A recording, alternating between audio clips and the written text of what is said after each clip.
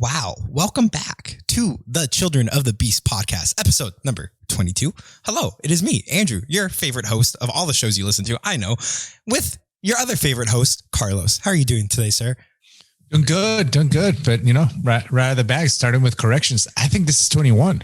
No, dog. Last night, the one I posted yesterday, that one that just went up was 20. I have one in the bank on my computer right now. It's 21. Oh, you do? This is 22, sir. Oh, yeah. I thought we had already had to bank on the banked one. No. Because I was going to do one over Christmas and then I just didn't because Christmas and the merriness, it overcame me with everything. And I just, Gotcha. It took me a minute to get everything done. It's a holiday break. So this is 22. This is 22. Excellent. Excellent. And this is our first episode recording in 2021. Wow. I got to point something out. What? I realized that time continues to move on. Right above my bald head, it goes. Yeah. Your 40-year-old bald head. I'm looking at your little screen here on the Zoom, and on the lower left-hand corner, it says Andrew. And then it has... Oh, no. Yeah, I have to for school. For school. I've been straight up asked. So I just leave it on. Yeah. What in the motherfucking shit? If you're a college student online learning, you have to put your pronouns. I have been I've been addressing you properly, so that's good. I mean, I want to put Zimzer on there, right? I want to just fuck with it. I don't know why you wouldn't, because who can call you out on it? It's just not worth it. It's just you're right. No good, but no. I mean, wouldn't calling you out on it an act of microaggression in itself? Listen, it sounds like you're getting microaggressive right now. I feel no. This is active aggressive is what I am. Oh, okay. You're macro aggressive. Yeah. Oh shit, that's funny. Anyways, I don't know that I'd noticed that before. It's been there. Yeah, it's been there. And it's funny. It's funny. Yeah, I mean, I would have to imagine most universities, most classes with online learning ask you to do that. I know all my classes have. So, okay, your pronoun? No, that's not a pronoun. What is a pronoun, Carlos? And it is not a professional noun. It's not a professional noun, let me tell you. That's my number one guess. Are you seriously? No. Oh, good. I was going to put, could you be like, Andrew has dick? No. I'm trying to specify myself. Okay, but right? You can have a dick and be a woman, though, in 2021. No, you cannot. Yeah, you can't. No, the answer to that is you cannot. You can't. I just read something. Something where I believe it was in the UK, right? They were passing some new, I assume, law where it was allowing for children to go on, not children, but 15-year-olds to go on hormone blockers, I believe, if they want to transition. 15? I want to say it was as young as 15. Because the whole point is, right, they want to get on the hormone blockers before puberty because then it becomes much more difficult to transition later once you go through the puberty. I think that is an age that merits proper debate. I'm not against it and I'm not for it, but it's that at that age range where if somebody is in fact body dysmorphic to that degree, if you're going to consider that, I think that would be about the cutoff where I feel like, well, that person's already kind of figuring it out. And they're entitled to that conversation. Totally. You know what I mean? Like the 6-year-old stuff and let me get to the point I was making. The reason why I bring this up is because in this piece of legislation, we'll call it, it refers to when there is a 15-year-old female and they want to have some sort of gender changing surgery. They refer to her breasts as some sort of genetic mutation. That's not the exact words. I wish I remember the exact words because it's something equally lunacy as calling a normal part of your body some sort of mutation. That's the point I was trying to make. I don't remember the exact quote and I'm upset because I wish I did. But they have a cutesy little way of not saying what it is without saying what it is. Yeah. Well, I mean, that's the problem with weak arguments. But I'll have you know, I am 120 different genders at once, and I do switch between them whenever I want. So that's good. That's my right as an American. Yeah, it's very fluid of you. Thank you. I'm like Bruce Lee. Be like water. Fluid. Got ya. Bruce Lee. That's right. He was Caitlin Lee. I got you there. No. Be fluid, baby. Be like water. Be like water. Down to the glass. Now that's your speed. That's your speed. Whoops. You're a fool. So it's a new year, and I have a question for you. What's that? Was your New Year resolution? Do you have any? Do you care about New Year's resolutions at this point in your life? I mean, because I kind of don't at this point. Well, I do. I have something every year. It's just that, I mean, my only New Year's resolution would be, I did talk to Jamie about this earlier. I will no longer drink more than once a month. Wow. That it doesn't mean that I must drink at least once a month. I could go months without it, but I'm not going to drink more than once a month. I basically think I got a good head start because of how I lived most of the year last year, Yep. So I'm just trying to fucking like build on last year and ride out the fact that Michael's treatment's going well, right? And that we're a year into it, and that at this time last year it was really fucking tough. Yeah, totally. So all I'm trying to do is be healthy for my kids and be around for my kids for as long as possible, and that's it. Other than that, I kind of, in a way, I'm trying to like not have fear anymore because fuck everything. Yeah, totally. Well, I'm like think about like where we were 360 days ago. Like it's such a radical difference. Yeah. Right. I mean, this entire first half of the month last year the entire first part of the year, really. Yeah. It was a world. Yeah. That's what's so crazy for me is that the way it started is how it ended. So I'm just like, I'm done. I'm glad that year felt like it's fucking over with. Right. And I just want to go onward and whatever it is, I want to think that whatever else happens, it's hopefully not going to be worse than everything that happened last year. Sure. Yeah. And we have every reason to be optimistic that everything is working. So, I just want to do everything in my power to basically facilitate that everything that we need to have in place that we can control, we're doing, so that's got to start with me. Like resting, I think is probably my number one thing. I'm going to exercise just as much, but I got to emphasize my rest because I can't let myself get run down like that. So, yeah. But other than that, honestly, that's it, man. I've been doing pretty well with all my, all the regular fucking cliche things. Like, that's the thing. Like, I guess I exercise a ton. I'm good. I guess that was my point with like the whole resolution. Cause like, don't make it a New Year resolution. Just make it a part of your life. Yeah. I mean, that's what it has to be. Like, it's not a New Year resolution. It's like, oh, this is my life now. This is how I have to adapt and live my life. So good. Yeah. And that's the thing about it. It's like, for instance, I'm starting the year somewhat behind already because I thought I would have the theme song done because I thought I would have time over the holidays and which just shit got complicated. Yeah. That didn't happen. Yeah. And so there's definitely like little things that I want to do, but just in general, it's just doing our best to stay healthy. And one step in front of the other. Man. And like, right, like in terms of the theme songs, like, right, we're playing the long game here. We're playing the long game here, baby.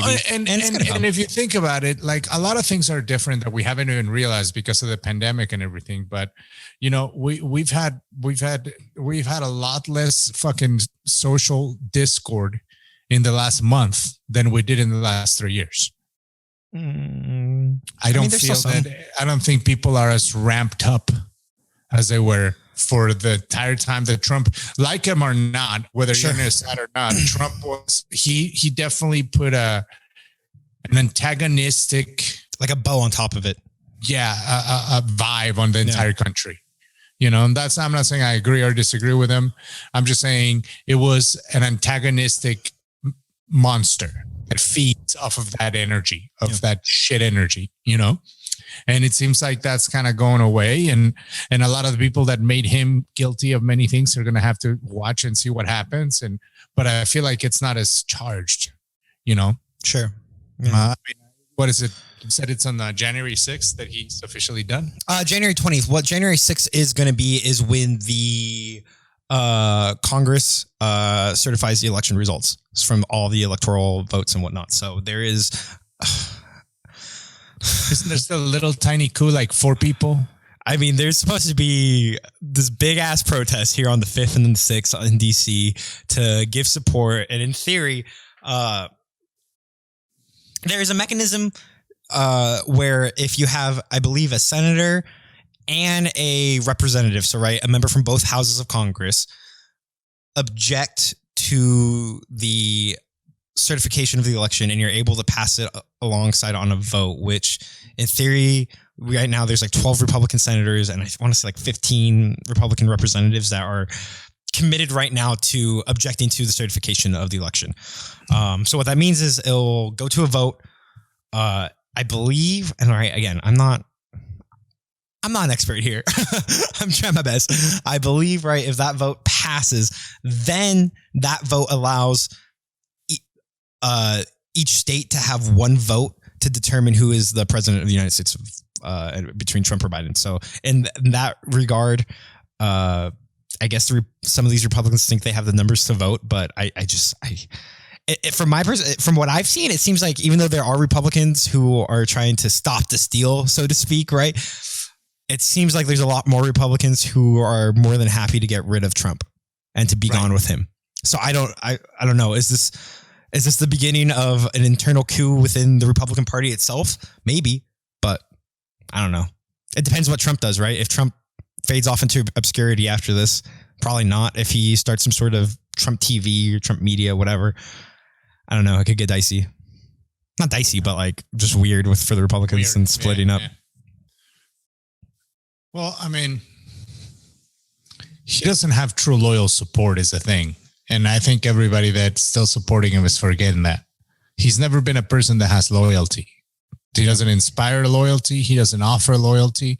And he's never been associated with any kind of receiving or gifting end of loyalty. So it's interesting that there's people that are still that honey-dicked. Because I would think he's tired. I would imagine. I mean, it's either making money, right? It's either A, honey dicked, or B, they just truly believe that the alternative of Republican, Democrat controlled government is going to lead to the destruction of the United States. Like, right? That's the propaganda they've listened. Like, that's the propaganda they feed themselves. I feel like, right? That's the justification. It's either save Trump or lose the country. Right. Like right. it's. Yeah. I don't know. We're going to be living in a socialist dystopia in the next 4 years, I guess. We'll see. But it does seem to calm down. I mean, I don't see protests. I don't see fucking... You see the 2 bombs? I think there's 3 actually. That's in Nashville, right? There's one in Nashville. There was one in Aspen, Colorado, where not a bomb, but some sort of an entire city. I want to say it was... Aspen had their power lines cut out and there was suspect of foul play. And there's one other really weird thing that was going on. I don't remember what it was, but yeah, the Nashville thing on Christmas Day was crazy. Yeah, I only saw the explosion. I didn't see about the Aspen thing or anything else. Are they supposed to be related? I don't know. I don't know. I know the conspiracy theory behind the Nashville thing is that the RV was parked right outside of, I don't know if it was an actual like Dominion warehouse or like some sort of associated company that works with Dominion being the voter machine thing. The voter machine company. So that was a conspiracy theory that the RV was used to get rid of evidence of some sort of foul doing, which is, I mean, it's crazy either way. It's amazing that no one got hurt. I mean, there are injuries, but no one died in Nashville, I don't believe. And from my understanding, the RV was playing like a warning call. Like there was like some sort of audio weird warning song like, or something about strange. Well, I mean, people, when the whole thing McVeigh happened, that ended up being super strange, and he was basically a lone motherfucker. That was. Well, wait, when did that happen? When was McVeigh? I want to say McVeigh was in '94. Okay. I think. So do you have a pretty like clear memory of that like happening in like? Oh yeah. Wow. Oh yeah. I was already fascinated with serial killers and all that kind of stuff by the time that happened. And his book is really good, American Terrorist. It's a good book. on Did he the write whole it thing. or no? No, but he collaborated with the guy that wrote it because it happened while he was in death row. Gotcha. Okay. Wow. Yeah. That does sound really interesting. Yeah, it's a good book. It's interesting. But I mean, once you read the book and everything, well, there's always room for conspiracy. Sure, of course. Pretty evident that he was just like a completely Deranged. disenfranchised. He was alt-right before alt-right existed. Sure. I'm pretty sure he was kicked out of the Marine training because he was too fucking weak, and everything that comes along with. So like almost like right. That reminds me of like Hitler being a fucking failure. Yeah, yeah. He was a weakling and he couldn't fucking cut it, and then he meandered around in the military a little bit. I think he ended up in the army, but that wasn't what he wanted to go for, Gotcha. But I mean, sometimes that shit happens, people feel, I mean, same thing. I just watched a thing on the murder of John Lennon. Same thing. That guy was fucking, Mark David Chapman was just fucking insane. Right? He was a fan too. Just a crazy son of a bitch. Sometimes that shit happens, but what I think is soothing about that, I guess, is that this is more like in line of what is a little more regular than civilian on civilian fucking unrest. Well, I mean, that's still happening. That's still happening. Yeah, it's in Oregon. I mean, right? I don't feel it's happening to the same degree that it was 6 months ago, though. Sure. I'm not saying it's gone. I'm just saying that a lot of the instigators are side one. That's what I'm saying. I mean, I'm just going to call it, dude. I think the instigation was mostly by Trump's opposition. And it seems like that instigating factor is not as prevalent. Yeah, maybe. We'll see. I think here on January 6th, maybe the 5th, but I think here on the January 6th, that DC, like I would not want to be in DC right now. I don't ever want to go there, period. Hell fucking no. No, I do. Like there's cool stuff like Smithsonian, cool museums and whatnot. I'm all set on that. I mean, eventually, sure. Nah, museums are cool. Air and Space Museum. That shit's dope. Space. Cool. Well, we're supposed to be finding out some shit about space soon. Oh, so actually, yeah, you're right. 180 days from the new STEMI thing that just went out. That's what I call a stimulus, the stimmy. Yeah, of course. I gathered that much. Gotta get that stimmy. Fucking Mitch McConnell don't want to give us that stimmy, baby. Trump wants to give us that. Give us them Trump bucks. Trump bucks, where you at? Trump bucks, baby. Oh, man. I have a question for you. Do you give Trump any credit for the vaccine rollout? No. No, none. No. I do not. Interesting. Do you have any opinion on Operation Warp Speed then? Yes, but I understand that one of the companies didn't even participate in that. Pfizer wasn't even a part of it. Pfizer was absolutely part of it. They got money from Operation Warp Speed. They claimed that they didn't, but then it came out that they absolutely did. Oh, they did? Yeah. Oh, I didn't know that. Yeah. That was the last thing I had seen. Oh, yeah. But I just don't give him credit for that because I think that the mechanisms in place would have made something like this occur regardless of who was president. He did do something about hospital transparency with pricing the other day. Did you see this? I did not, no. He made it so that, well, I don't know if but I don't know if it was an executive order. It must have been an executive order, but something to do with making hospitals be transparent about their pricing. Well, if he did that, then I applaud that. That's why I bring it up because that does seem to be something that is actually a real net good. Yes. At least a step forward in the direction for healthcare be more accessible. That's the thing is that right? Well, to me, that's always been the aspect about healthcare that never gets discussed, and it should be the starting point.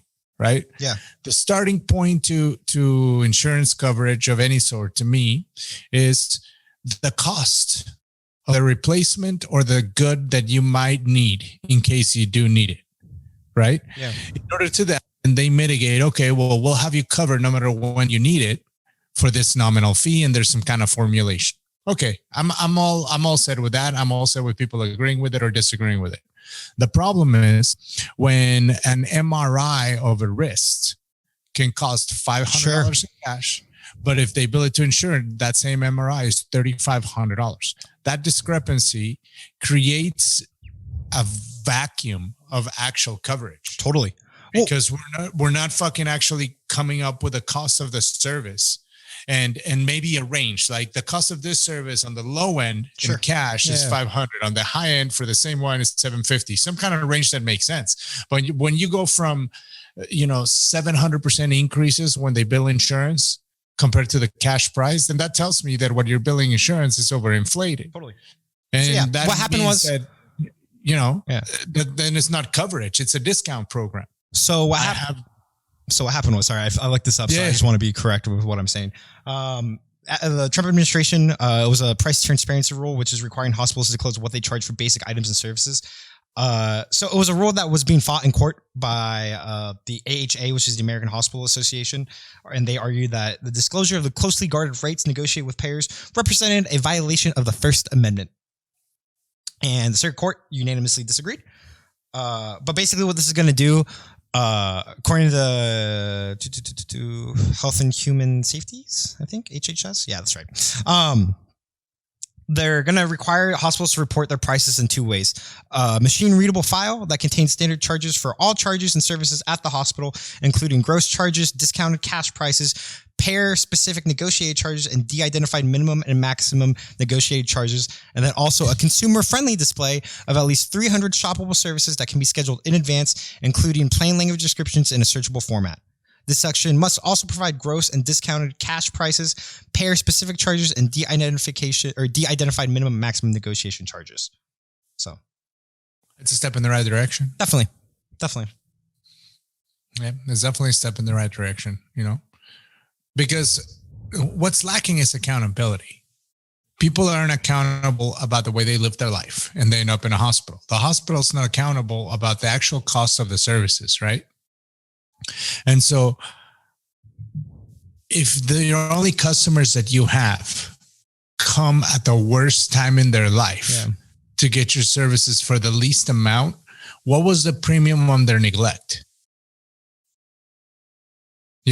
And I think that's what, it's kind of forced the hand of one to the other because of so many people doing frivolous lawsuits to doctors to where the insurance premiums go up. So now when they do have the ability to bill the insurance $3,500 for the goddamn MRI, instead of doing $1,000 MRI to insurance, 500 cash, which is already crazy to me, by the way. That sort of discrepancy is already insane. Yeah. You know what I mean? But whatever. So I think that starts to go into the right direction. Now, where I think it's trickier is in surgeries. A surgeon, though, should still have a range for that surgeon. Well, and that makes sense, right? Because especially with repair surgeries and orthopedic surgeries where they go in and they don't necessarily know the extent of the damage. I feel like that makes a lot of sense. Yes. Yeah. But my surgery for, let's say my ACL, if I'm a surgeon, I charge, let's say $7,500 to $15,000. Now, that doesn't mean that every surgeon should charge that, but it does mean that if somebody pays me cash, I shouldn't be allowed to do it for $5,000. And if I can get away with billing and insurance $20,000, I should be able to do that. Yeah. Your cost should be what it is. Right. That's the price. Now let's talk about funding that expenditure from the customer. The funding of that expenditure should not determine your fucking cost. That's crazy. That's like if you go buy a car and they go, well, who's going to pay for this car? Your dad. If your dad's paying, then it's $30,000. Right. If you're paying, it's $20,000. Yeah. That doesn't make any fucking sense. How much is the house? The house is $350,000. Okay. Well, and people, it's not $400,000 if I finance it from Bank of America, and $200,000 if I finance it from the fucking loan shark guy. That shit doesn't make sense. Yeah. And that's where, to me, where healthcare is at. It's you cannot have that fucking on the spot making up the fucking cost, And I also know it should be as easy for people to if you renege on your bills, you should not be able to have a nice car. You know what I mean? There should be a fucking stigma and a cost associated with your quality of life when you're a scumbag. And there's too much stuff for people doing. But then I feel like you're getting close to the China social score. I don't mind it. I don't mind. That's completely against, I feel like, the idea of American freedom, though. Yeah, I get it. I just, I reject and people. Right, who are the people that are determining this social score? Because do you want the Chinese Communist Party to determine your social score? I don't. I'm just saying it's slippery slope. I want their own ethnic group to form a committee to police their own. Okay, well, so they can blame the racism amongst it. That's what I want. Okay. That's what I want. Okay. I want each racial structure to cleanse from within. So that's definitely don't say racial cleanses in any context ever. I didn't say anything inappropriate. No, I know, but just those are two words that you don't want to put them near each other at any point. I feel like that's just like a good rule of thumb for life in the world going out as a human being. Listen, you're getting triggered by noise instead of listening to the meaning of what I said. No, I'm listening to what you're saying. I still think you're wrong and living in a fantasy land. I disagree. Okay. I disagree. I agree to disagree. Well, that's how I wanted policed. Let's move on to, I feel like, kind of the silly, juicy drama shit that I like to talk about. Namely, did you watch the Jake Paul videos I sent you last night? Not last night. I didn't. I was already asleep. That's okay. I did watch the Dylan Dannies and the call outs. I watched them talk about Amanda. And so I'm a fan. Jake Paul last night went on his Instagram story and called Dana White the Alaskan bullworm, which is funny for kids like my age and younger because that's referencing a SpongeBob episode where there's like this whole character of SpongeBob. So he's saying Dana White looks like this SpongeBob ginormous worm cartoon character. It's very funny to me. Very funny. Hits his audience perfect. Because you're never going to get that, but his audience gets that joke and is like, haha, this guy does look like that. LOL. Fair enough. But he goes, I've been hearing Dana White's talking all this shit, saying he doesn't want to do anything. And then the next story, he's like, but this doesn't make any sense because he's been talking about us for years. And then he screenshots interviews from Dana White 3 years ago, talking about the Paul brothers, 6 months ago, talking about the Paul brothers. And he just goes all in on Dana White. And he goes, oh, your top pay-per-view for 2020 only had 1.3 million buys? Me and Tyson had 1.8. So who are you calling a bum? Which is hilarious because you're absolutely right on the coattails of Mike Tyson. Let's not pretend maybe you're like 0.8 of that, but you're definitely not a million buys on pay-per-view for that boxing event, sir. But it's hilarious because he's coming with facts, not feelings. Facts, not feelings. He's just talking, and Dana White can't not see that and not get triggered by it. He's like a snowflake. Did you see his video calling out the MMA media video? No. Oh my God. The Dana White one? I haven't. Well, I guess you've been in a bubble. So I want to say 2 weeks ago, Dana White on Twitter releases with no caption. He just drops a 3-minute fucking Trump-like political campaign video where it's quoting different MMA journalists who were questioning the UFC's decision to push on during the pandemic and basically just rubbing it in their face. And might add, of course, selectively editing and misattributing quotes to different reasoning, where people are talking about, do you remember at the beginning of the pandemic where they had the Tachi Palace and that got shut down by in California. Yeah, and that got shut down by Disney. Yes. So he used people talking about that specific event as if they were criticizing the entire UFC's tenure under the pandemic. And then a couple of days ago, right before the new year, he posted this incredible video, not incredible video, but just this video of a big ass yacht on fucking hanging out, doing his rich man fucking shit, talking about how 2020 fucking kicked ass and it was awesome and 2021 is going to be even better. And I saw people respond to that with articles of how many UFC fighters got cut this year, how many fights got canceled this year. Just come in with them straight facts, baby. This is not 2008, Dana. You can't live that life anymore. He's fucking out here riding private jets, fucking. Because you know who's not doing that? Jeff Bezos. He's not we killed it, y'all. And he did kill it for sure. I know, but he's doing it quietly at home. Have some respect. Come on, dude. Well, and I just the biggest thing when I saw the yacht video was just imagine being just a UFC fighter, not a big guy, or maybe you're on a main event. Maybe you make it to the pay-per-view, the main card of a pay-per-view, and you see Dana White doing this type of shit. Oh, and then did you see all of the different related MMA companies that took PPP loans and small business loans? Yes. Fucking the Gracies taking like $500,000, 10th Planet taking like $500,000, a bunch of the random UFC gyms taking a bunch of money, Brendan Schaub LLC taking like $15K. And then did you see the video of him talking about how he used that money to buy some shit for his car? No, bro, we gotta go on this. Brendan, I went deep on a Brendan Schaub fucking research dive last night. That man does not look well. The pandemic has not done good things for him. You know what Brandon's problem is? When he started drinking. That was the point. So the Reddits, the onlines are convinced. They roast him. I read his Reddit once a week. The Fighter and the Kid Reddit. So you know that's like that Reddit is entirely dedicated to just shitting on him. I know. It's incredible. I can't believe people put that much energy into it. It's amazing. I mean, they hate him. The way they fucking shit talk his wife. And like, it's bad. It's incredible. It's bad. It's incredible. The Mexican? The Mexican. Oh, Carlos, I'm so glad you know what I'm talking about. Oh, yeah, dude. Bro, dude.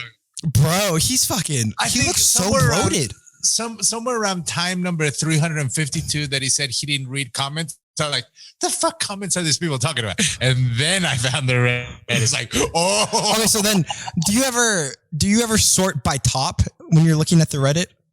I usually go newest. Okay, so what you need to do is next time you go look at the top for the last week and then top for the last month. Because if you only look at it like once a week, then just when you look at it, just look at the top for the week. That's going to give you the best fucking content for sure.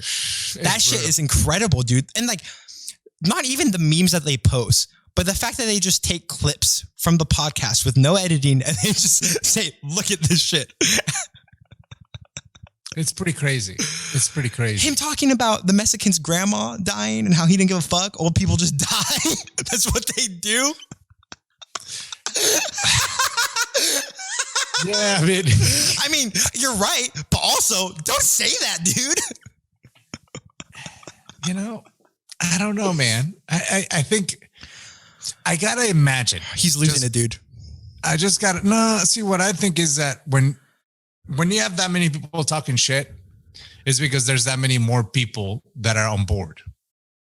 Because the way that he lives, that shit doesn't just. Yeah, I guess. Sure. Something's gotta be fucking selling.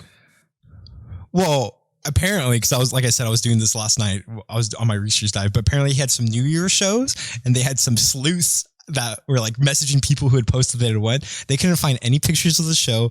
The rumor is there was maybe 15 people at the show. Really? Yeah. For New Year's? Yeah, for New Year's Eve. That's fucking rough. It's not a good look, dog. And the way they talk shit about like how he's constantly cheating on the Mexican. The Mexican. So funny.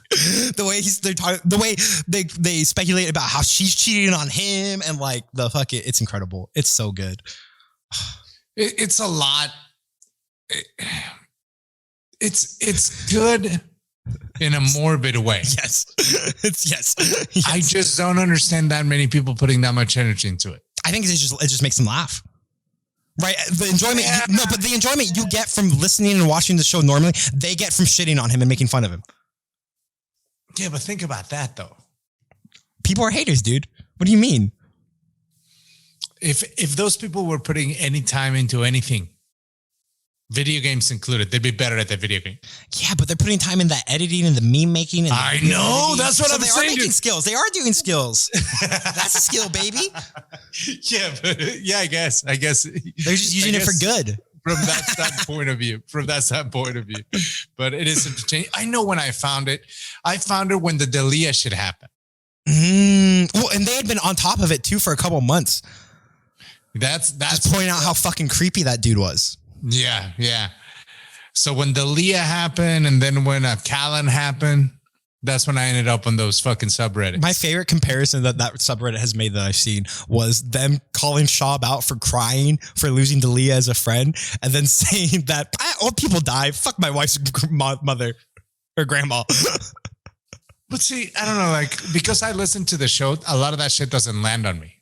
What do you mean? Well, yeah, sure. Right. Yeah. Because I actually have the context and I'm like, well, I heard that episode and that's not how that, like, as soon as I see that, I'm kind of like, but dog, all right. who needs context? Who needs context? No, I mean, we don't live in a world with context. We don't live in a world with context. Definitely not. Look at the way the news is made about Trump and Biden. There's no context for anything that they do. Yeah. That's definitely true, I guess. But I'm pretty sure he's going to end up moving to Austin. I mean, they all have to. They all have to follow. Yeah. I mean, Rogan's going to open up a fucking club, and they're going to redo the Comedy Store in Austin. Have you seen how they're convinced Rogan is like a midget? Yes. And like, I mean, they're right. They're. But see, that's the other thing that's so weird. Funny. To me, it's funny. But see, I just don't. I don't know. There's things that I think are funny. I don't think somebody who's never like Rogan has never pretended not to be super short. He's never pretended he doesn't look like he looks. Yeah. So to me, that's hyper loser behavior to have so many people banning on something that is already a thing that a person is not really affected by or anything. It's not like they're oblivious to it. It's not like, so it makes it to where like, it's just an easy thing to pick on and hate on, and it's easy to make memes about. Yeah, but it's so low hanging fruit. Requires such little. That's the majority of memes, though. That's the majority of memes, though. No, I think there's a lot of funny ones. But if you have to be ignorant to think it's funny, then I just don't think that's funny. You know, like I've watched it and I'm just like, because by the way, if those people had pictures of Rogan with some chick or something, that shit would already be up there. You know what I'm saying? Like, it's not like they're not looking. Yeah. It's not like they're not looking. Right. So it's you know, I don't know. I don't find it. I don't find it as clever as some other subreddits. Nah, dude, I find it funny when they point out that his thumbnails, the height of his chair and how he's basically standing to be height level with the guest. That shit is funny. And when you notice it, and then you can tell when they stop doing it, like that shit is like, it's a false narrative, but it's something that makes me giggle and it's laugh. It's stupid. Agreed, it's stupid, but it makes me laugh. Right. The memes make me laugh. Like even that to me, I don't think I've watched one Joe Rogan on video ever. No. You know, it's just, I don't know. I guess it's different. And I fell way behind for the first time ever because I forgot about the Spotify shit. And then eventually, like somewhere like 3 weeks into December, I was like, what the fuck? I feel like I haven't had any fucking Rogan. And I was like, oh, they started with a thing. And now I got fucking Spotify. I'm not a fan of the platform, by the way. Why? Because I'm used to Downcast, man. I like the way my shit was. Okay, but if you're just using Spotify for Joe Rogan, I feel like it's pretty easy to use. Yeah. You search it like after like a week of using it, it'll pop up every time you open up your app as like one of the most recent things, though, or the most. Yeah, no, it does. It does, but it continues to suggest shit. Well, that's what it's designed to do. I know, but I reject those designs. Okay, well, if you want to be clever, I'm sure you can find the RSS feed. I want them to be clever. See, at this point, this fucking tech. But hold on, time out. They're not going to be clever because you didn't even let me finish. They're not going to be clever because why would they give it away from the paid content that they're literally getting paid to put it on Spotify? But you can take the RSS feed and upload it to your Downcast, and I'm sure you can get it from the Spotify feed. Okay, so I gave you a solution, and it's not. It's like one link that you copy and paste, dog. I mean, it's not terrible. It's just, okay. I don't like the platform. It's terrible enough to complain, but not to fix. But what I mean about this is that if you're so goddamn smart, like the way that the suggestions work, they're turning into like police officers. What suggestions do you get? I'm curious. As someone that opens up Spotify and only listens to Joe Rogan, what are the suggestions you get? Are they like for other podcasts or for like music? No, for music. Oh, so then it just gives you like the generic fucking whatever the mass. Yeah, but here's the thing about it. I've been on iTunes for years. iTunes gives me terrible suggestions. Terrible. Like that make no fucking sense. So I think if you were to use Spotify more, I think the suggestions would be a little bit better just because it would kind of like the way Pandora, when you would make Pandora radio stations. I hated Pandora was terrible. Oh, I like Pandora. I thought it was cool. Oh, I gave up on it because it was just like, I felt I thought it was cool. I thought if you added enough bands that you really liked and you created a radio station from them, whatever. Okay, well. But point is, I think if you use Spotify more, the algorithm gets to be at least closer. Because like right now, I'm sure it's so radically far away from the music you actually listen to. Whereas if you were to use it for music, it would at least recommend you stuff that might be closer. But it doesn't recommend you podcasts or anything based on Rogan? No. Oh, Well, the only thing I subscribed to was ours and Rogan's. Oh yeah. Because everything else I have on Downcast. Yeah. That's what I do. You know, which I like. But one thing I do like, I'll say, is how you can toggle between the video and the audio part. That's cool. That actually combined two things that you didn't have before. Yeah. Like that's how they should do it. Actually, like it makes sense. And I don't know how this is done and I know only a few podcasts I've ever listened to have done this, but with some podcasts, with some feeds, and I know this worked with Downcast. They were able to, as your podcast was playing, the thumbnail would change to refer to like a screenshot of whatever the topic was, or if they're like talking about picture, you could see the picture they were talking about. And I don't know why more podcasts don't do it. And I feel like the podcasts that I did listen to that did it stopped doing it. So I wonder if it was like a technology that just didn't catch on and got just outdated with upgrades to different podcast stuff. I don't know. Yeah, I don't know. Because that's the thing is like, I've never followed along a podcast where I'm pulling up stuff since shit. The last time I did that was like back in the old Frosty, Heidi and Frank days and shit. Where I'd be like looking at their website at the posted content, kind of like in real time with what was going on with the show, you know, but yeah, man, that's been it. I've been behind on that. And what else we got? I think Cyan and I are going to start talking about unexpected on a podcast. We need a name. So all of you children of the Beasters, I think we want to come up with like some sort of expected, unexpected. I don't know. Expecting unexpected. I don't know. But something about, because I just feel like it's a good teen mom show that probably no one's talking about. I could be that. We could be those people. We watch that. Expected, unexpected. Is that one on MTV or is it's on TLC? That's a TLC one. The unexpected one where all the teen moms are products of teen moms. Oh, that's right. That's right. I think I got to catch up on that because I remember now what happened is when I saw it, there was only like 2 or 3 episodes like out. They have a full season now? I mean, they're 4 seasons now. The 4th season's airing live right now, like week to week. So I gotta go back. There's some content there. There's a lot of content. There's some good content there. There's some content there. What we could call gold content. Very nice. Yeah. Very nice. Well, tremendous, man. Well, I say we call it. Yeah, not much. Nah, the fights. Last night boxing was nice, but liver shot KO 7th round. At like 3 p.m. in the afternoon. I don't care. Beautiful. That's my best way. Whatever. And I still didn't watch it until this morning. Of course not. Of course not. I got a good night's sleep. Is it Ryan Campbell, one of Jake Paul's training partners? Ryan Garcia. And no, he's not. I want to say Jake Paul was hyping him up mad hard. And he's very good. They're in California. They're probably neighbors. I feel like there was some sort of cross training there. It could be because Luke Campbell is British, I think, the guy that lost. Okay, yeah, I was talking about the guy who won. I just didn't know their name, so. Yeah, Ryan Garcia. King Ryan, 20 years old. What is it? He was born in 1998. He's 22. Okay. He moves to 20, I know, last night with 18 knockouts. Cool. Because last night he knocked out the fella with a nice liver shot. It was beautiful. I did see the video of it. It wasn't like, I mean, it was cool, but it was beautiful. It was beautiful. But boxing did it, man. Boxing did it. First one of the year. I know we have some bare knuckle coming up. Cool. I can't wait. I know we have a 1 week here. I think the 3rd week of January where there's 3 cards for UFC. There's we have McConnor and Dustin's this month, right? That's on the 20th. But before that, there's like 2 cards. There's like a card that Wednesday and then the card the Saturday before, I believe. Hell yeah. We have like a good triple header. Yeah. I'm ready. I took enough of a cleanser. Yeah. You know, that end of the year really started getting washed up. It got pretty washed up towards the end of the year. But new year, new fights. And, you know, what's the fight you want to see the most in 2021? We'll end on this. No, John Jones at heavyweight. Okay, but what's the fight? John Jones at heavyweight. Doesn't matter. Insert opponent. Yeah. Okay. I want to see the beginning. Mine also involves John Jones heavyweight career. Mine also involves John Jones. Mine is John Jones, Israel Adesanya, 2021 Raider Stadium. I don't think we get that this year. I think we get that next year. Probably not. Yeah. Seeing the way things are kind of playing out with Israel fighting Jan here in March.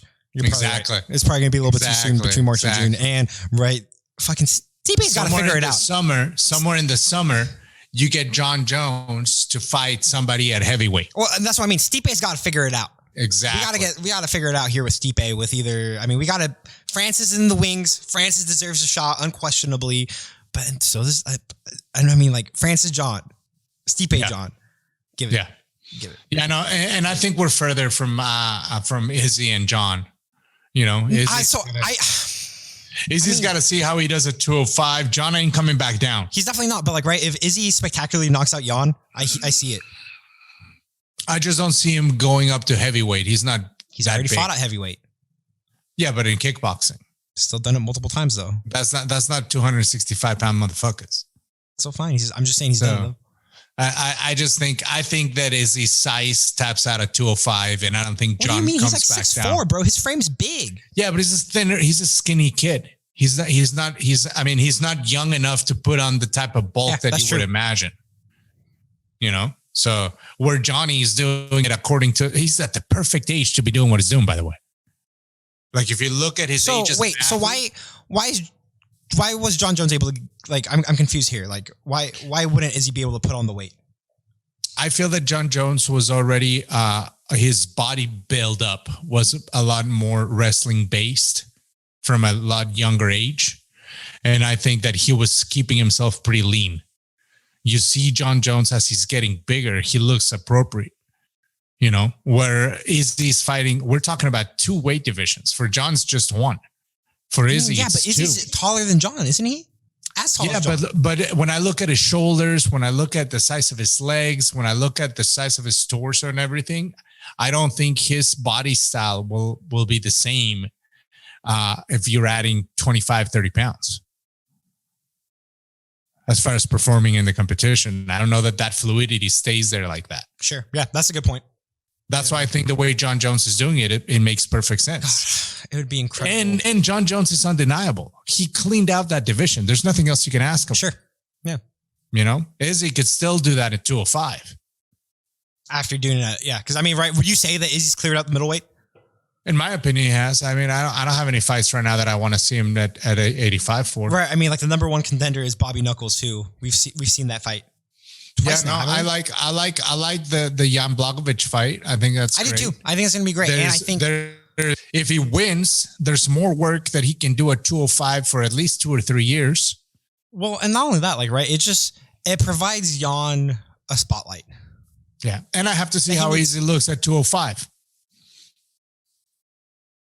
You know, because sometimes he's not even, man. Sometimes he barely cuts weight for 85. Yeah. So how does he put on weight? This is not a big weight cut guy. Dog, I think he's perfectly okay with coming in underweight. I just don't think he feels the need to put on the weight. Really don't. Maybe, but you ain't stopping John Jones's fucking takedown if John Jones is 240 pounds. Maybe. I just don't see that shit happening. Maybe. John Jones will fucking just go right through that. But that's the beauty of it. And like, maybe, right? Like, but that's why all I want to see is John Jones at heavyweight. I want to see what happens. Yeah. You know, so. All right, man. Well, let's call this one. Okay. Episode 22. We're back. 2021. New year. This is going to be our year. The year of the beast. For all of us. All of us listening. All of you listening. This is your year. 2021. Because you're going to win the year. At the end of the year, you're going to be like, yeah, I won 2021. and if you're listening to this, congratulations. You survived. Yeah, for real. And also, hey, shout out. Way to be a loyal, diehard, early adopter of the beast, of El Bestias. Right. You want to be the right side of history in this one. You know what I mean? Yeah. We appreciate you. So thank you for listening. Follow the show on YouTube, Spotify, that Carlos now has, Apple, wherever you get your podcasts. Search Children of the Beast podcast. You know, do the subscribing. The subscribing thing is a really important thing, but you can like the show. You can like the videos on YouTube, leave comments. You can leave reviews on Apple, on YouTube. Do that.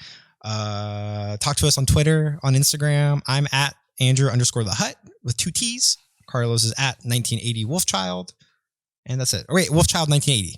I said backwards. Yeah, at Wolfchild 1980. I said that backwards. That's correct. So that's it. Everybody, have a great day. We love you. Stay safe. We hope your year is wonderful.